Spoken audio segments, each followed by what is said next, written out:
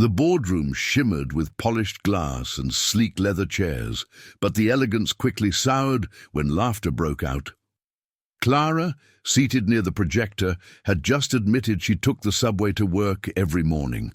A ripple of amusement swept across the room, sharp whispers darting like knives.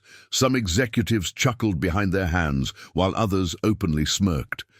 The atmosphere shifted from professional to cruel in mere seconds. At the head of the table, Mr. Bennett, the Millionaire CEO, observed in silence. The mockery intensified as one man quipped, "Careful, she might be late if the train stop again." The room erupted in laughter, the kind that stung more than any insult alone. Clara's cheeks flushed crimson, her hands trembling as she tried to keep composure. She lowered her eyes to her notes, though the words blurred through the tears she refused to shed. Around her, the laughter rang hollow, filling the space with humiliation. The cruelty was casual, yet it cut deeply. And here, dear listener, is where I pause for just a moment. If you've ever seen someone mocked for something beyond their control, you know how painful it is to watch. That's why I invite you. Subscribe to this channel, give this story a like, and share your thoughts below. Tell me, have you ever witnessed someone's dignity being challenged in public? Now, let's return to the story, because what happens next will change everything. Clara sat frozen, a fragile figure among sharp suits and gleaming watches.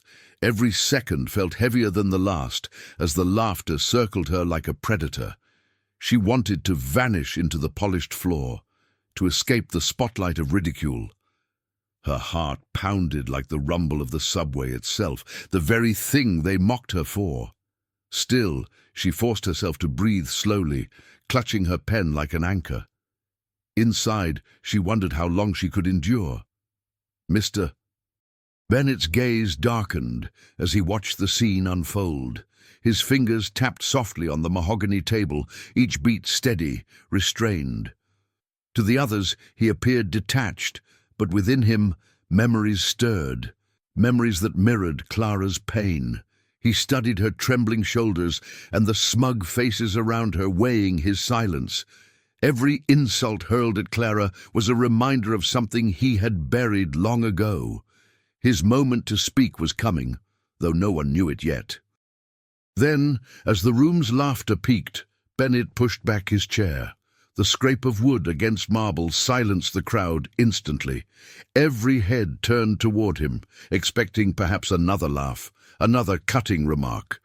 But his eyes burned with something else entirely. Clara looked up, startled, as his voice finally broke the silence. It was calm, deliberate, and carried the promise of a truth that would shatter every illusion in that room. The morning sun had barely risen when Clara stepped into the subway station, the air thick with the scent of coffee and damp concrete. Commuters rushed past her, their footsteps echoing on tiled floors.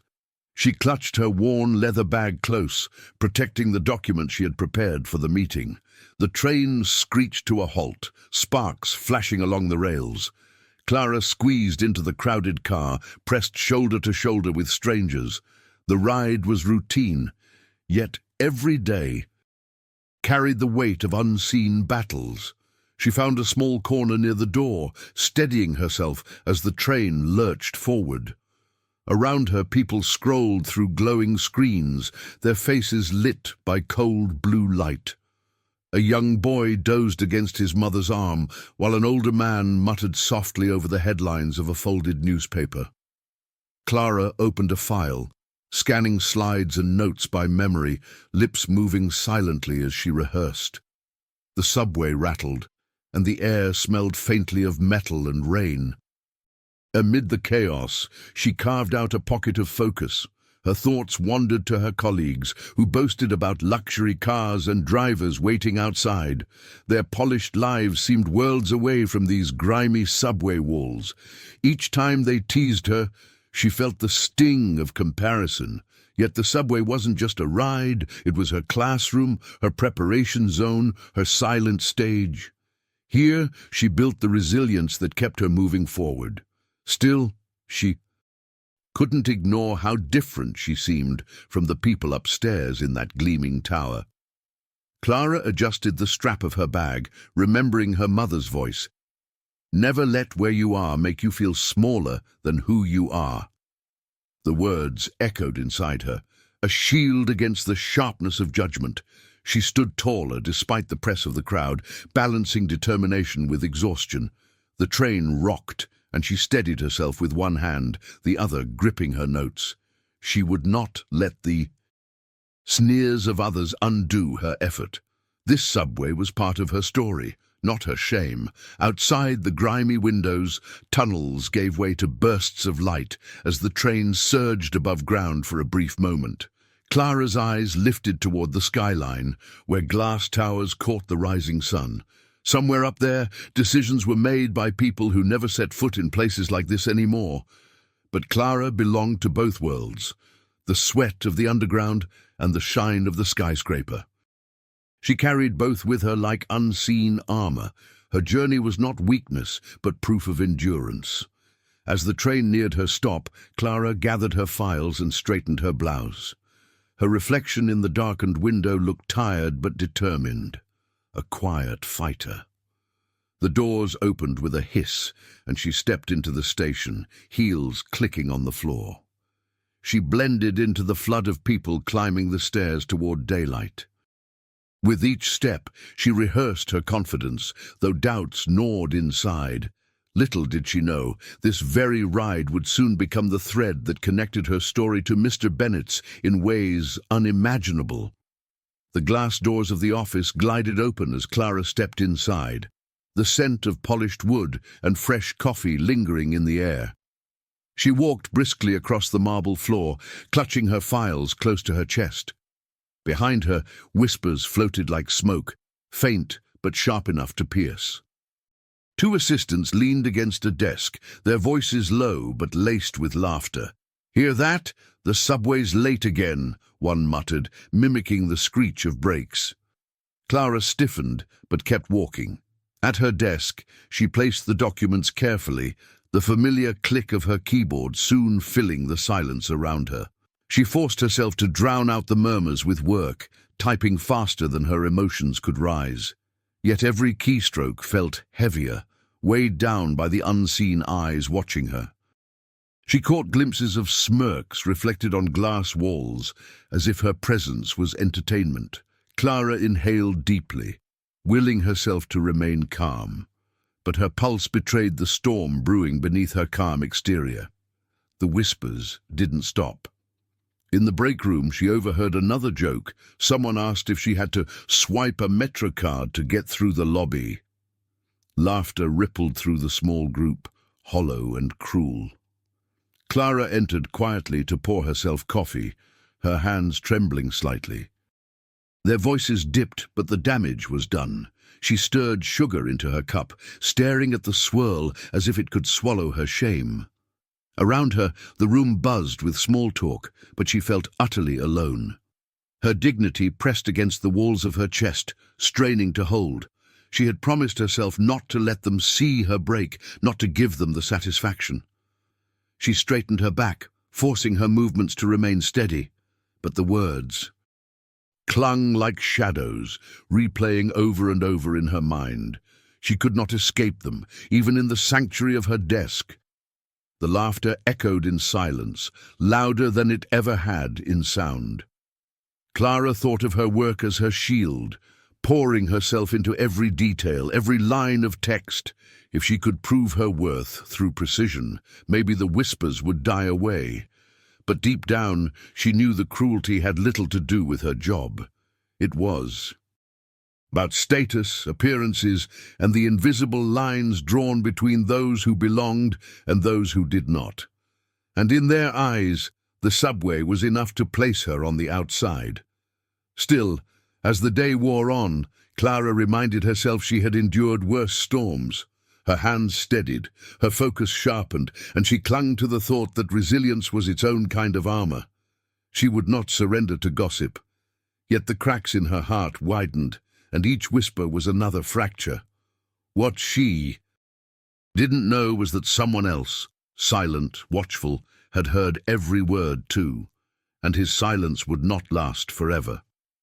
Among the voices that mocked Clara, one always rose above the rest: Richard's. A senior executive with a sharp suit and a wristwatch worth more than most cars, he carried himself like the king of the office. His words, however, were his sharpest weapon. He thrived on the discomfort of others, turning every insecurity into a joke for his own amusement. To him, Clara's subway rides were the perfect target, and every smirk on his face made her feel smaller than she truly was. In the break room, Richard once leaned against the counter, sipping imported espresso as Clara entered. "Tell me," he said loudly, "do they offer first-class seats underground?" The room erupted in laughter, as if his cruelty were comedy. Clara forced a polite smile, clutching her cup of coffee as heat burned her cheeks. She left quickly, her pride bleeding with each step. Behind her, Richard's chuckles echoed, smug and satisfied. He knew the power of humiliation, and he enjoyed it. Richard's arrogance wasn't born of strength, but of fear. He feared being outshined, feared losing control of the image he built so carefully. So he tore others down, stacking their broken confidence as a pedestal for his own. But no one saw that side. Only the gleaming facade of wealth and confidence. Clara didn't know his insecurities, only the sting of his mockery. And in her silence, Richard believed he had won. Each cruel word was a reminder of his dominance. Clara tried to avoid him whenever possible, moving quietly through the halls with her head down. But Richard seemed to seek her out, his voice carrying across the office whenever she was near. He made jokes at meetings, during lunches, even as they passed in the corridor. His words clung to her like thorns, invisible but painful. She longed to confront him, to push back, but fear of escalation tied her tongue. So she endured, swallowing every insult like bitter medicine. The others laughed, not out of cruelty alone, but to stay in Richard's favor. He had influence, and aligning with him felt safer than opposing him. This gave him more fuel, more confidence to continue. Clara, meanwhile, became the silent center of their mockery, a reminder of how easily kindness could be sacrificed for approval. The office air grew heavy, poisoned by Richard's arrogance and the compliance of those around him. Each day felt like a battlefield she had never chosen. And yet, in his self-satisfied arrogance, Richard never noticed the quiet eyes that watched from above. Mr. Bennet had witnessed these moments. Though he said nothing, he had seen Richard's smirk and Clara's trembling smile. For now, he remained silent, storing each scene in memory. But a storm was gathering beneath his calm surface. Richard believed himself untouchable, but he was about to discover how wrong he was. From his corner office on the top floor, Mr. Bennet often seemed distant, wrapped in the aura of wealth and authority. His glass walls overlooked the city skyline, but his eyes frequently drifted inward, scanning the people below. He noticed more than they realized, every glance, every whisper, every moment of silence that carried more weight than words. Though he rarely spoke in the chaos of daily chatter, he absorbed it all, and among those observations, Clara's story stood out the most. He had seen her arrive early, slipping quietly into the building, while others strutted in later with their luxury cars waiting outside. He had noticed her diligence, the way she carried stacks of papers with care, her focus unwavering. Yet, he also saw the way shoulders stiffened when she entered a room, the smirks exchanged when her back was turned. To everyone else, Clara was invisible, a target for easy ridicule, but to Bennet she was a mirror of something he once knew too well. Each time Richard's voice carried across the office with another cruel joke, Bennet's expression hardened. His fingers would tighten around his pen, though he said nothing. He watched Clara's attempts to smile through the pain, her forced composure hiding the storm within. To him, her silence spoke louder than words. It was the silence of someone enduring, someone holding dignity against the tide of cruelty. It reminded him of days when he too was laughed at for being less. But Bennett was not a man to act on impulse. He carried his past like a secret, locked away until the right moment. He knew timing mattered. Speaking too soon might seem like pity, but waiting could turn words into revelation. So he studied the dynamics of his team, silently cataloguing each act of arrogance and each flicker of strength. He was patient, deliberate, and his silence was far from weakness. It was preparation.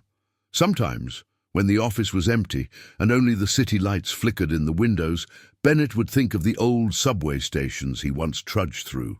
He could almost smell the oil on the tracks, hear the metallic screech of trains, feel the weight of exhaustion on his younger shoulders. Clara's struggles were not foreign to him.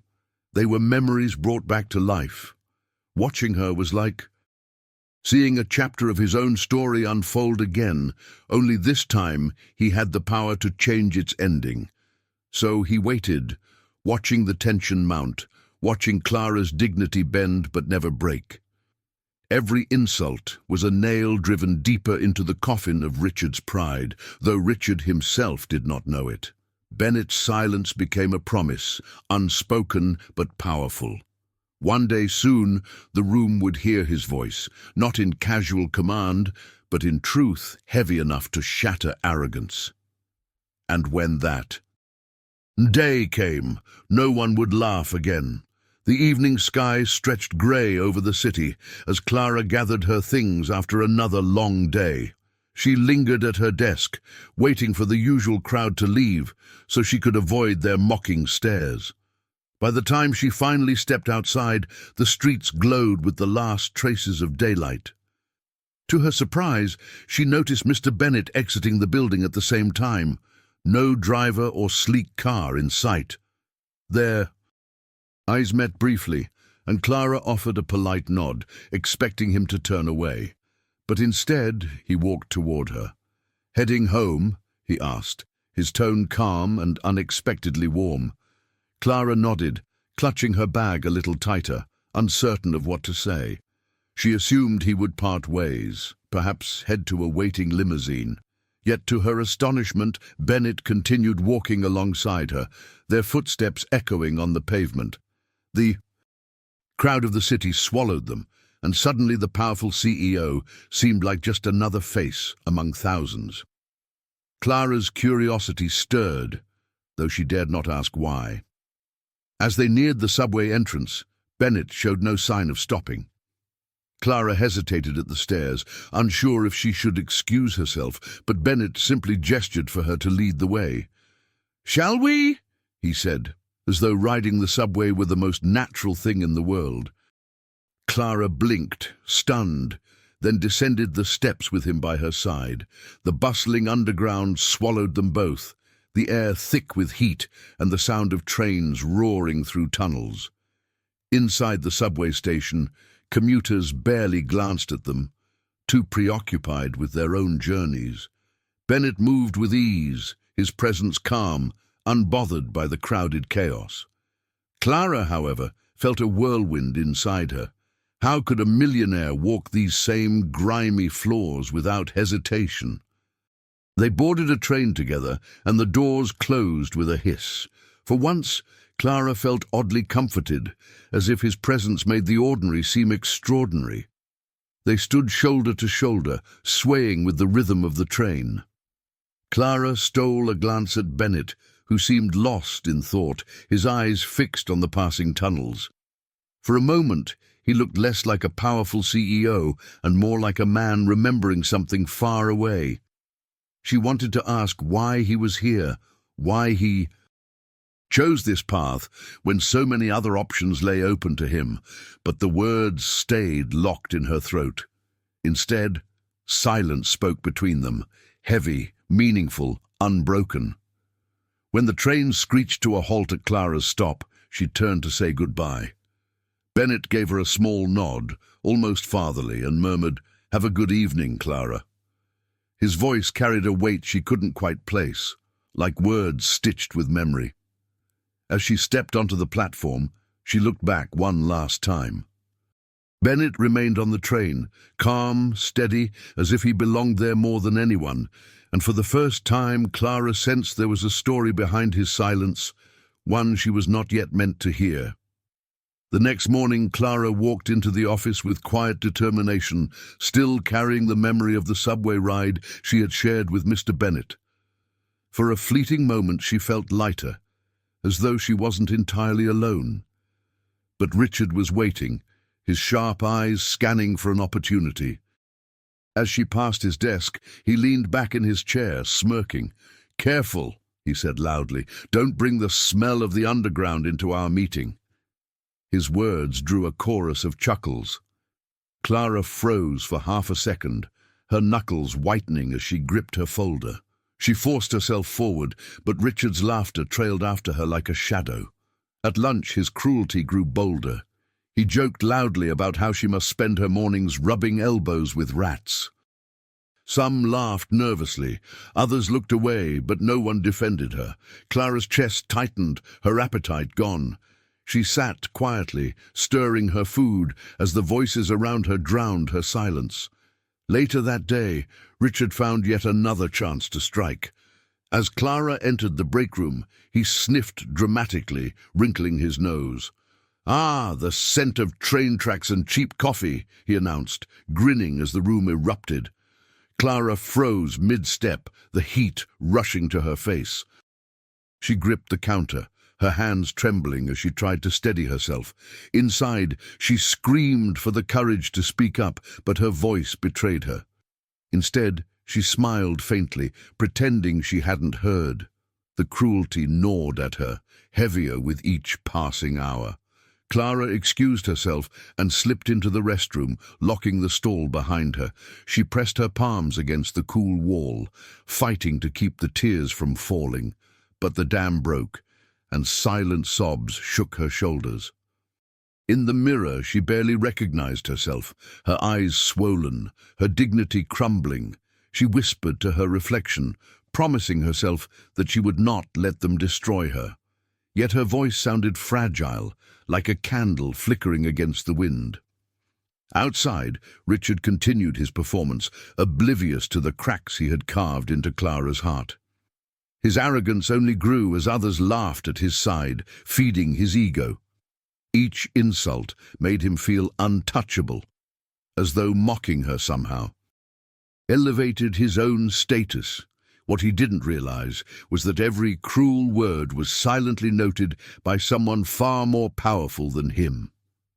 Mr. Bennett had seen the smirks, heard the laughter, and stored it like firewood waiting for a spark.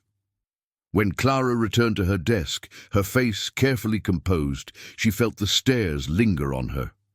She sat down, shoulders square, refusing to let them see her pain. But inside, a storm brewed, an exhaustion that no amount of silence could disguise. She was reaching her breaking point, though she didn't know how close she was, and Richard, blind in his arrogance, was pushing her toward it faster than ever. The office, tense and poisoned, waited unknowingly for the day everything would erupt. That night, as Clara lay in bed, the sting of Richard's words still echoed in her mind.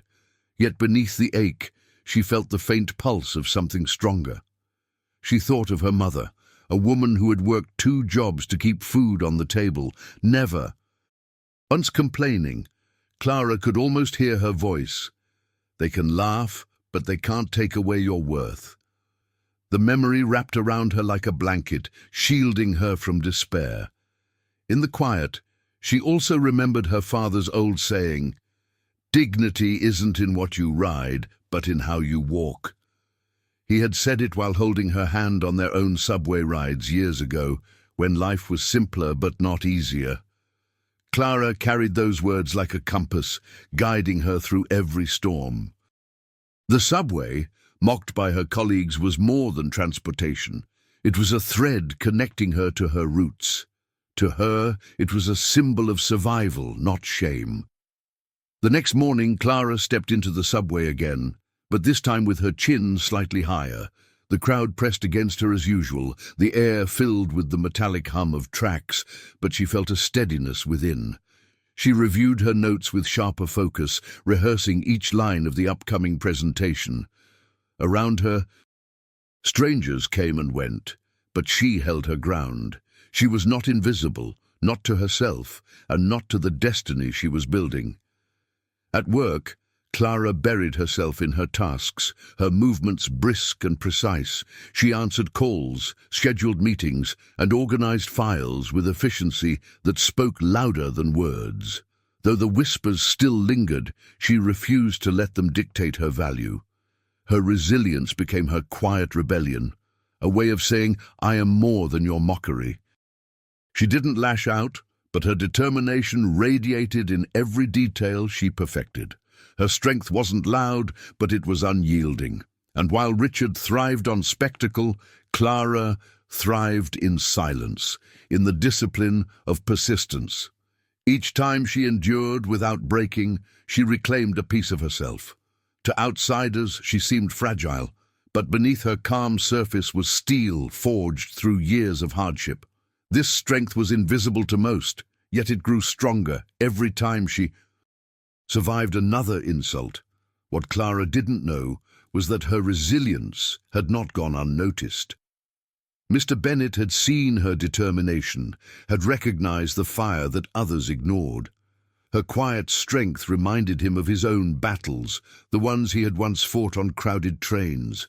In Clara, he saw not weakness, but endurance, the kind that could not be bought with wealth. And soon, her hidden strength would be revealed in ways that no one in that office expected. The office buzzed with anticipation as the date of the investor presentation drew near. For weeks, whispers of its importance echoed through the corridors. This was the meeting that could decide the company's future. Clara felt the weight of it more than anyone.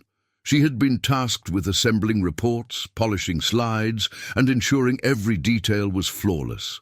Late nights became routine, the glow of her computer screen her only companion. Each keystroke carried not only pressure, but also hope for validation. Stacks of papers grew on her desk, neatly organized by topic, color-coded for clarity. While others left the office for dinners and celebrations, Clara stayed behind, her tired eyes scanning line after line. She rehearsed the flow of the presentation silently, imagining how the investors would react. Her exhaustion was heavy, but her determination burned brighter. Every corrected error felt like armor against the mockery she endured daily. If her work could shine, perhaps the laughter would fade. Richard, however, showed little interest in preparation. Confident in his charm, he dismissed the presentation as routine and bragged about how investors loved him. He scoffed at Clara's diligence, calling it overkill. "She's just a secretary," he sneered in earshot of others, "not the star of the show." His arrogance fueled whispers once again, but Clara pressed on, unshaken. She knew her work mattered, even if they couldn't see it yet. The tension thickened with each passing day. Clara carried binders from office to office, reviewing details with department heads, her presence both quiet and essential. Some executives began to notice her precision, the way she anticipated questions before they were asked. Yet, few acknowledged her directly, too busy basking in their own roles. Clara didn't mind. Respect was not her goal. She wanted the work to speak for itself, louder than any rumor could. Despite the pressure, Clara found moments of calm in her commute. Each morning and evening, the subway became her sanctuary, the rumble of the train steadying her nerves. She would flip through her notes, tracing graphs and figures with her finger, reciting key points under her breath. To the strangers around her, she was just another passenger, but in her heart, she knew she carried the backbone of the company's future. Her quiet preparation was the unseen thread holding everything together. As the big day loomed closer, Clara's mix of fear and determination grew sharper. She knew that during the presentation, she would not be the one speaking. Richard and the other executives would take the spotlight, yet she also knew the truth. Without her, there would be no spotlight to shine. The irony gnawed at her, but she held on to one thought. If the investors saw excellence, then her silent efforts would have meaning. What she didn't realize was that the meeting would reveal far more than financial data. It would expose hearts. The morning sky loomed heavy with storm clouds as Clara arrived at the skyscraper, her files pressed firmly against her chest. The air outside carried the smell of rain, sharp and cold, as though nature itself sensed the weight of what was about to happen. Inside, the boardroom gleamed with polished wood and glass, prepared for the arrival of powerful investors. Clara moved quietly, arranging slides and handouts with careful precision. Her heart thudded in her chest, every beat reminding her of what was at stake. Executives trickled in, their chatter buzzing like static, filling the room with nervous energy.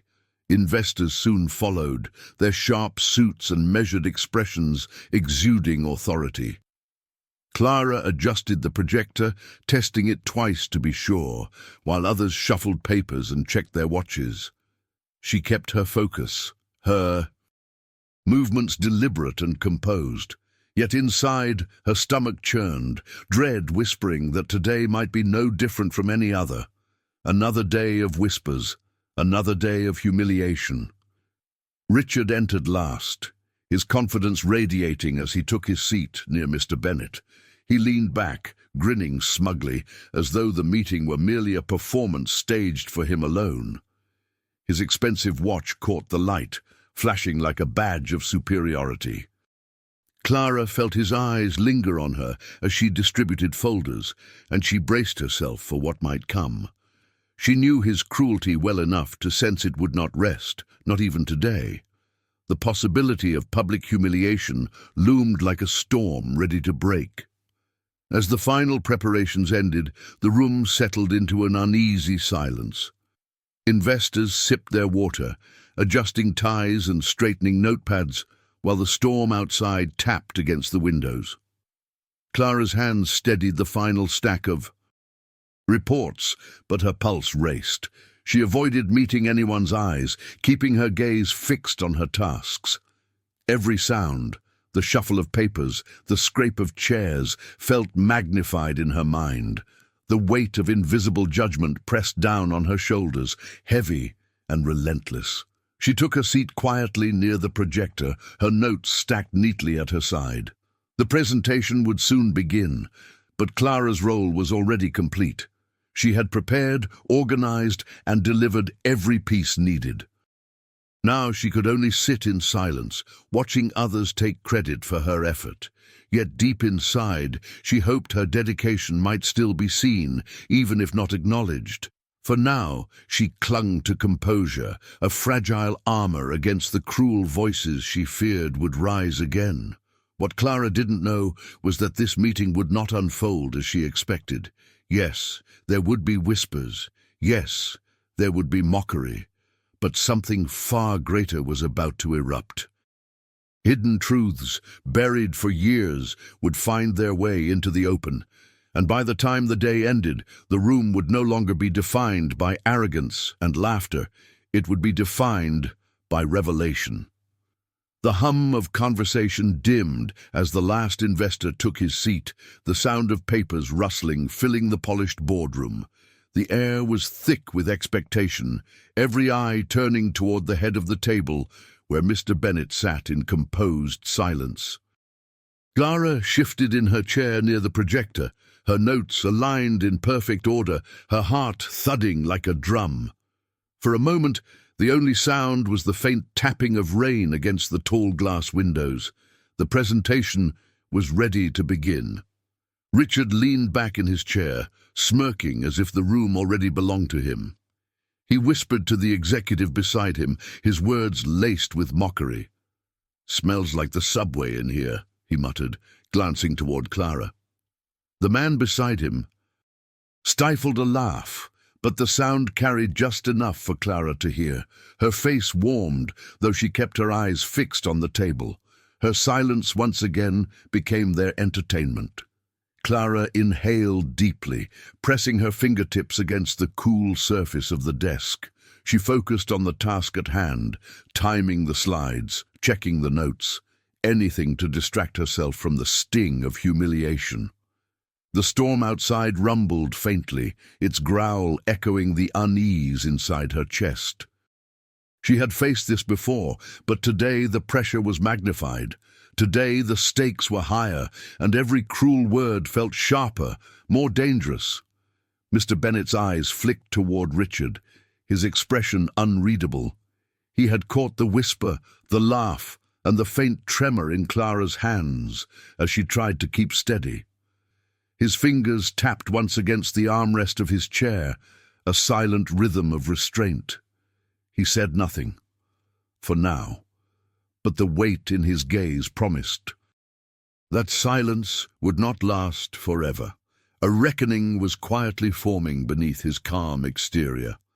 The investors shifted in their seats, adjusting ties and flipping through documents. They were unaware of the invisible battle playing out between cruelty and dignity at the far end of the table. Clara's role seemed small to them, a secretary with papers, little more. Yet the tension in her silence and the darkness in Bennet's eyes hinted at something far larger. The boardroom was poised on the edge of an unseen shift. As the first slide flickered to life on the screen, the meeting officially began. Numbers and charts filled the air, but Clara heard little beyond the echo of Richard's taunt. The investors nodded, taking notes, but her world felt narrowed to the pounding of her heart. The mockery lingered, its shadow heavy over her. What she didn't know was that each cruel word spoken in this room was pushing closer to a moment no one could anticipate. A moment that would change everything. Clara rose from her chair to distribute folders across the polished table, her steps measured and steady. She placed each neatly before the investors, her focus sharp, her hands careful. But as she reached Richard's side, his voice sliced through the room. "Careful," he said loudly, "she might have brought subway dust with her." The words hung in the air like smoke. A few executives laughed openly, their chuckles bouncing off the glass walls. Clara froze for half a second, her chest tightening. She forced her face into calmness, lowering her gaze as though the insult hadn't pierced her. Her fingers trembled, but she steadied them, continuing her task. Inside, however, humiliation pressed like a weight on her ribs, threatening to crush her composure. The investors, confused, exchanged subtle glances, unsure if they had stumbled into humor or cruelty. The tension rippled like static across the table. Clara placed the last folder down, her heartbeat pounding in her ears. Richard smirked, leaning back in his chair, his arrogance glowing under the fluorescent lights. "Don't worry, folks," he added with mock reassurance. "The trains are usually on time, most of the time." Another ripple of laughter followed, louder this time. Clara's throat burned, but she swallowed the pain, refusing to give him satisfaction. She returned to her seat quietly, her dignity clutched like glass in fragile hands. The silence she maintained was not weakness, it was survival. Mr. Bennet watched, his jaw tightening, the vein in his temple faintly visible. He said nothing yet, but his gaze locked on Richard, heavy with meaning. His patience thinned with every word spoken, every laugh exchanged. To the others, he seemed merely focused, his expression composed. But within him, old memories stirred, memories that mirrored Clara's struggle. He was no stranger to ridicule, though none in that room would have guessed it. The meeting pressed on, though Clara's humiliation lingered like a shadow over the slides and charts. The investors shuffled their papers, nodding politely, but the unspoken discomfort remained. A secretary mocked in front of them. It was a stain on the room's professionalism. Yet no one dared to speak against Richard, whose influence loomed like a curtain over the group. Clara sat in silence, her head slightly bowed, holding on to the fragments of her composure. What Richard failed to see was that his laughter was not winning him admiration. It was building a case against him. Every cruel remark added fuel to a fire he did not know was waiting. Clara sat quietly, unaware that her endurance was setting the stage for something far greater than humiliation. And Mr. Bennet, silent but watchful, was preparing to strike. Not with anger, but with truth sharp enough to silence every voice in the room. The presentation moved forward, charts flickering across the screen, while voices droned about projections and profits. Clara sat quietly at her corner, her eyes fixed on the glowing slides. But her mind wasn't on numbers. It was on the echo of Richard's words, still clinging to her like dust she couldn't shake off. Each laugh replayed in her memory, sharper, heavier, unbearable. Her heart beat so loudly she feared the entire room could hear it. Then Richard struck again, louder this time, his words slicing through the silence. "Careful, Clara. Don't lose your stop on the way home. Investors wouldn't want delays caused by subway traffic." The joke drew laughter from several seats, bolder now, more confident in their cruelty. Clara's chest tightened, her breath caught in her throat. She tried to force her gaze down, but her vision blurred.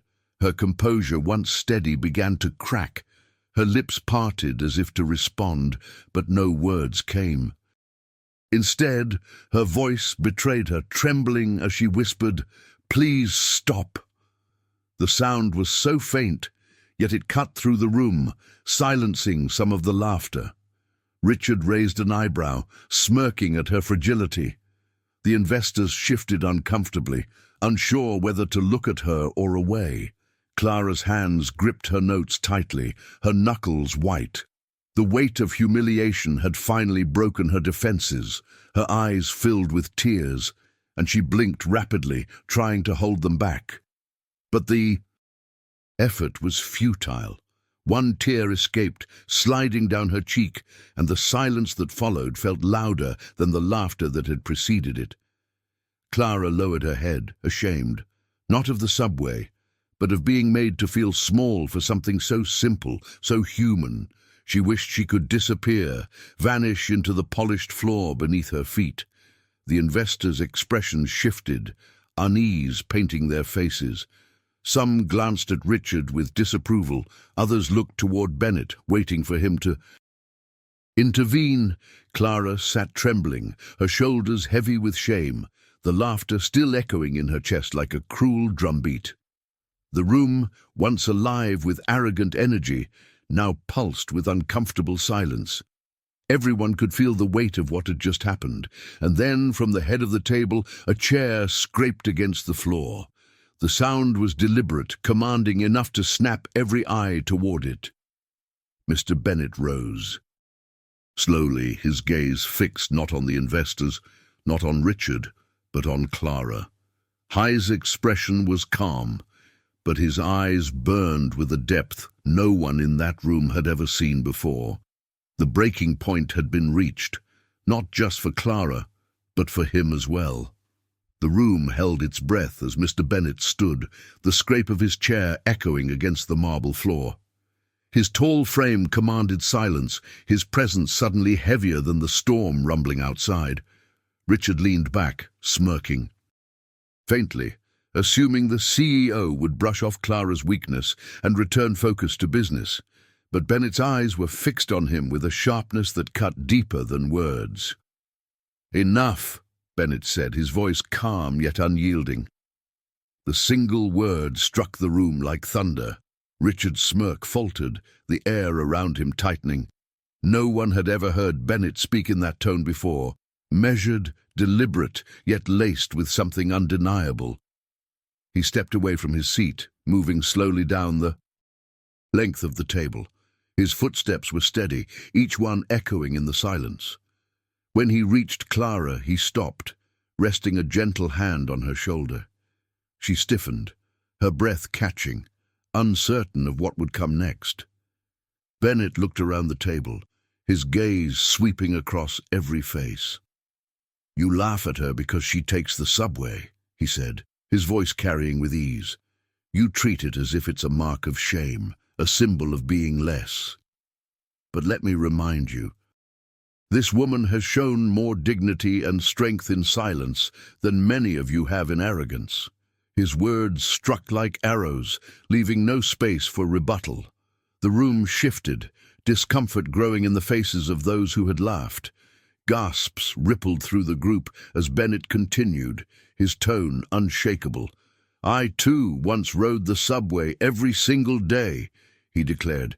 His hand tightened slightly on Clara's shoulder, steady and protective. "I know its sounds, its smells, its endless crowds. I know what it means to wake up before dawn, to work until exhaustion, and still take that ride home." Silence fell heavier, every ear straining to absorb his confession. Richard's smug expression finally crumbled. Clara's eyes widened, her tears forgotten for a moment. She looked up at him, stunned, unable to reconcile the powerful man before her with the image of someone who had once shared her struggle.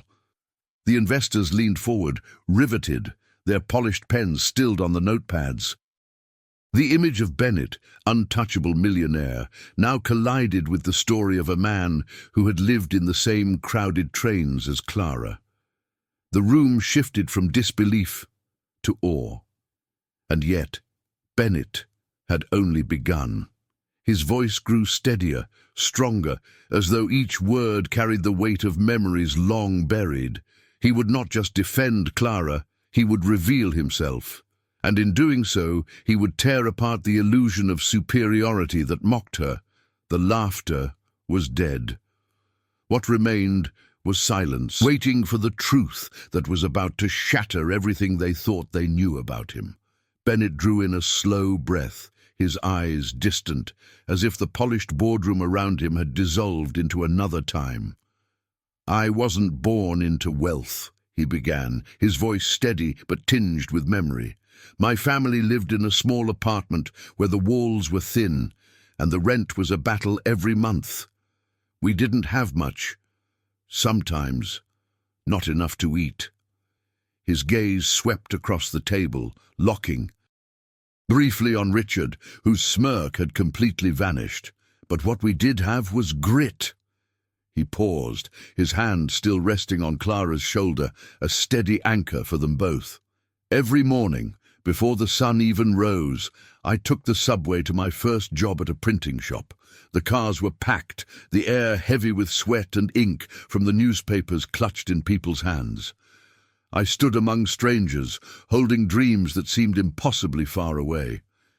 His voice softened. "That train became my classroom. It taught me endurance before success ever found me." The investors listened intently, their earlier stiffness melting into curiosity. Clara's tears stilled as she absorbed his words, her heart pounding with unexpected recognition. Bennett's confession was not pity, it was truth. He painted pictures of mornings spent pressed between commuters, his shoes scuffed, his hands stained with ink. His wealth now seemed not like a trophy, but like a monument built on unshakable foundations. For the first time, Clara saw not her boss, but a man who had once been her reflection. He spoke of exhaustion, of nights when he studied with flickering lights after 10 hours of labor. "I used to fall asleep on the subway, books sliding from my lap," he admitted with a faint, rueful smile. "But I kept going. Not because I wanted riches, but because I wanted dignity, because I wanted to stand tall in a world that tried to keep me small." The room hung on every word, the rhythm of his story pulling them deeper. Richard shifted uncomfortably, his polished confidence cracking under the weight of Bennett's humility. His earlier jokes about subway dust now seemed grotesque in contrast. The others who had laughed joined in silence, their eyes avoiding Clara's. The shame in the room was palpable, thick enough to feel in the air. Bennett's voice, however, carried no bitterness, only the strength of someone who had walked through fire and survived. Clara sat straighter, her chest swelling with pride she hadn't expected to feel. The subway, once a source of humiliation, was no longer a wound. It was a bond between her and the man standing at her side. For the first time since the laughter began, she didn't feel small. She felt seen. And she knew Bennett's story was far from over. His humble beginning was just the foundation for the truth still to come. Bennett's voice deepened as he leaned slightly forward, his eyes far away, fixed on memories no one else could see. "There were nights when dinner was nothing but stale bread," he said softly. "I worked shifts until my back ached, only to come home and study by the dim light of a second-hand lamp. I fell asleep with books still open, pages marked with smudges of exhaustion." The room was utterly still, every breath waiting on his words. He glanced toward the floor, his voice steady but heavy with truth. "I remember sitting on the subway with holes in my shoes, hiding my feet so no one would notice. I remember pretending not to be hungry when co-workers ate lunches I couldn't afford." His gaze swept the room, pinning each person in their silence. "Every insult I faced became fuel. Every doubt I carried became fire." His humility filled the boardroom with more weight than any speech of wealth ever could. Clara's throat tightened, her eyes blurring as she listened. She wasn't hearing just his story. She was hearing pieces of her own life echoed back to her. The loneliness, the hunger, the quiet dignity of pushing forward when no one believed you belonged. Her chest rose and fell with sharp breaths, her shame slowly transforming into something stronger. She wasn't alone in her fight, not anymore. Richard fidgeted in his chair, his confidence unraveling under the weight of Bennett's confessions. The smug superiority that once gave him power now seemed hollow, flimsy compared to the resilience standing before him. His polished watch gleamed under the lights, but it no longer looked like strength. It looked like armor cracking. For the first time his eyes faltered, avoiding the gaze of the man who had built an empire from nothing. Bennett lifted his chin, his voice growing firmer with each memory. "I learned early that dignity isn't handed to you. It's carved into you by sacrifice. The subway was not a shameful ride. It was the furnace where my resolve was forged." He spoke not with bitterness, but with reverence, as if honoring every hardship that had shaped him. His words fell heavy, each one landing like a stone that built the foundation beneath him. Clara sat taller now, her shoulders squared, her tears no longer of pain, but of pride. The room, once poisoned with laughter, was steeped in silence. The weight of Bennett's story had shifted the air itself, pressing humility onto everyone present. Richard shrank into his chair, exposed by the very truth he had mocked. And yet, Bennett was not finished. His struggles were only half the story. What came next would transform humiliation into inspiration. Bennett's voice grew stronger, the weight of his past transforming into power before their eyes. "I saved every dollar I could," he said firmly. "I skipped meals, and wore the same suit until it was threadbare, and walked miles when I couldn't afford the fare.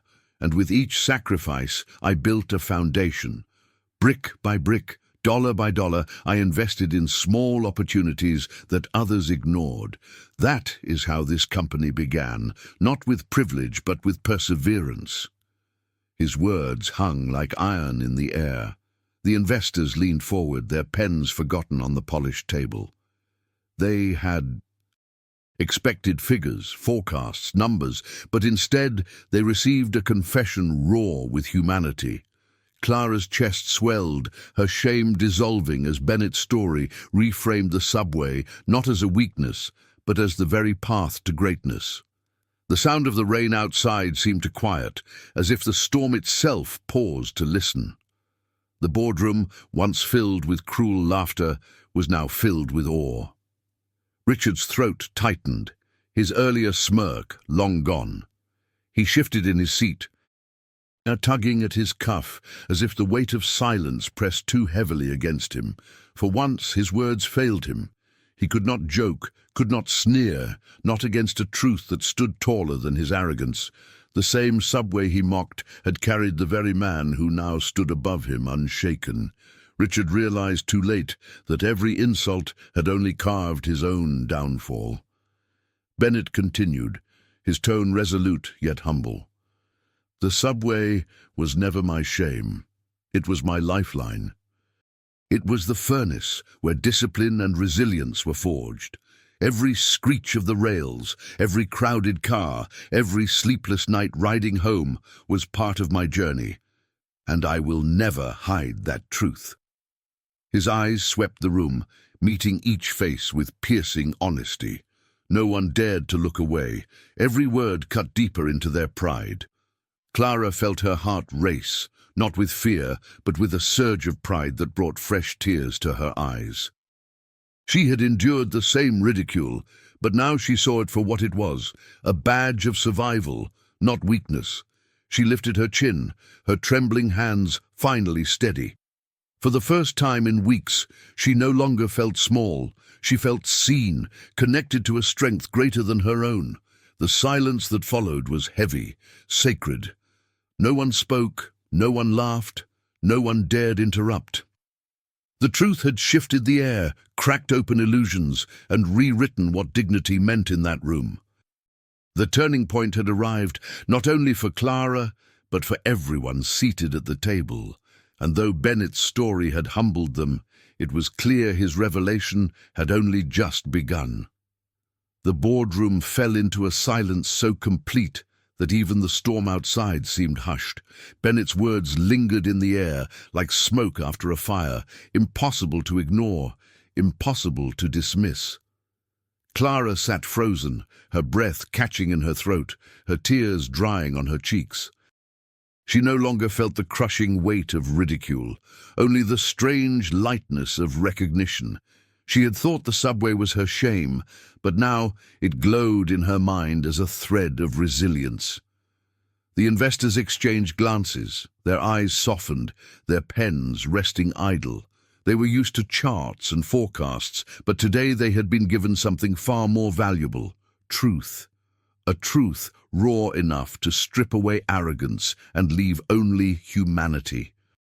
Their silence was not indifference, it was respect, a reverence that few men could command, and Bennett had earned it not by wealth, but by the honesty of his scars. Richard sat hunched in his chair, shrinking under the weight of the stillness. His face, once smug, now flushed with discomfort. He avoided eye contact, his gaze fixed on the polished table as if it might swallow him whole. The laughter he had once used as a weapon now lay dead at his feet. For the first time, he felt the sharp sting of shame. But it was not Clara who had been diminished. It was him. Clara inhaled deeply, her shoulders finally loosening after weeks of tension. She felt a steadiness within her, a quiet strength rising like dawn after a storm. Bennett's revelation had not erased the pain, but it had transformed it. What had once been humiliation was now a symbol of survival. She no longer sat as the butt of a cruel joke. She sat as proof that dignity endures where arrogance crumbles. The silence stretched on, thick with unspoken thoughts. No one dared to break it, for they knew the moment was larger than them all. In that stillness, the walls of the boardroom no longer felt like barriers of glass and steel, but like mirrors reflecting their own humanity back at them. Each person sat confronted with the weight of their choices, whether they had mocked or whether they had stayed silent. And in that silence, something profound took root. Respect shifted toward Clara. Subtle, but undeniable.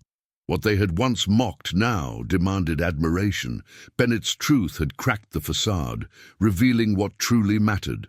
The room, once poisoned with arrogance, now pulsed with reflection. No laughter dared to rise again. Only the quiet echo of dignity remained, waiting for Bennett's final lesson. Mr. Bennett stood tall at the head of the table, his presence commanding yet calm. His eyes swept the room, pausing briefly on Richard before moving across every face. "Let me be clear," he began, his voice steady, unshaken. Dignity is not measured by the car you drive, the watch you wear, or the building you enter. Dignity is measured by integrity, perseverance, and the courage to endure. His words rang with authority, cutting through the silence like a blade. The investors listened intently, their posture straightening as though bracing under the weight of his truth. Clara sat stunned, her heart swelling with pride that replaced every ounce of shame she had carried. Bennett's voice grew stronger. Anyone who mocks another for their struggles has forgotten their own beginnings, or worse, denies them. To ridicule someone for enduring hardship is to reveal weakness, not strength. His gaze lingered on Richard, sharp and unrelenting. Richard squirmed in his seat, his arrogance stripped bare. The flush on his face deepened, and he lowered his eyes, unable to withstand the force of Bennett's words. For once, he had no clever remark, no smirk to shield him. His cruelty had been shattered by truth, exposed for the hollowness it was. Around him, colleagues who once laughed now shifted uncomfortably, guilt painting their expressions. The weight of shame no longer belonged to Clara, it rested squarely on them. Bennett continued, his voice carrying not anger, but conviction. "I will not allow disrespect in this room, least of all toward those who work tirelessly to make this company what it is. Clara is not less because she rides the subway. She is more because she rises every day with strength that no luxury car could ever provide." The words struck deeply, not only as a defense of Clara, but as a reminder of values long forgotten. Clara's chest tightened, but this time with pride. She lifted her head, her eyes shining with tears, not of humiliation, but of recognition. For the first time, she was seen not as a target of ridicule, but as someone worthy of admiration. The investor's eyes shifted toward her, no longer dismissive, but softened with respect. The weight of Bennett's lesson had rewritten the air, leaving no room for laughter, only reflection. Then, as his words settled, applause broke out, hesitant at first, then swelling into a wave that filled the boardroom. Hands that had once scribbled notes now clapped in recognition of truth. The sound wasn't for Richard, or even for the company's profits. It was for Bennett's courage and for Clara's resilience. What had begun as a meeting steeped in cruelty had transformed into a lesson carved into every soul present. The meeting slowly dissolved, the storm outside fading as if the world itself had quieted to honor what had just unfolded. Papers were gathered, chairs pushed back, but no one spoke with the same arrogance as before. Investors left with thoughtful expressions, carrying more than financial projections. They carried a story that would linger far longer. Richard slipped out quietly, his head bowed, his presence diminished to nothing. The man who once filled rooms with cruel laughter now vanished in silence. Clara remained seated for a moment, her fingers resting on the edge of the table. She inhaled deeply, letting the weight of the past weeks finally lift from her chest. For the first time, she felt light, not because the subway had changed, but because its meaning had. What was once a source of humiliation now pulsed with pride. She understood now that her dignity had never been in question, it had only been unseen, and now it shone brighter than ever. Mr. Bennett paused by the door, turning to look at her.